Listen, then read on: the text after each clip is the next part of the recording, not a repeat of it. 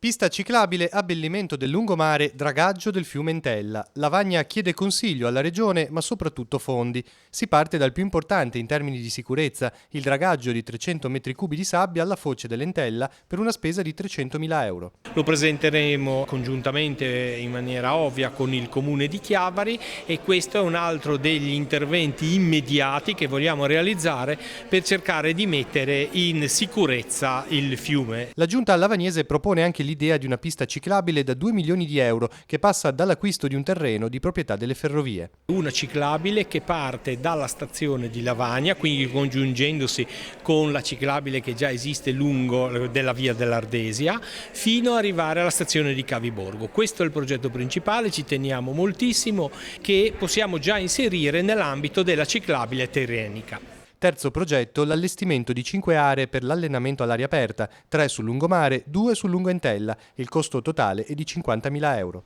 Sarà accompagnato da un prossimo incontro che avremo con degli istituti scolastici di Chiavari per cercare di intervenire cromaticamente sul muro divisorio con la ferrovia, sempre, per rendere più godibile, più apprezzabile un tratto stupendo come la nostra passeggiata a mare.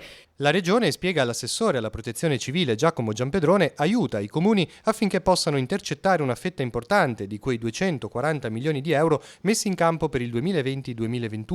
Proficuo dunque l'incontro di Lavagna, ma c'è una scadenza da rispettare. Ho visto alcune schede su cui l'amministrazione di Lavagna sta lavorando, alcune valutazioni, come dire, ancora work in progress. La data ultima per cui ogni comune mi dovrà presentare queste schede di valutazione è il 31 di ottobre e ho detto evidentemente che c'è tutta la nostra disponibilità ad accompagnare l'ente prima della presentazione delle domande.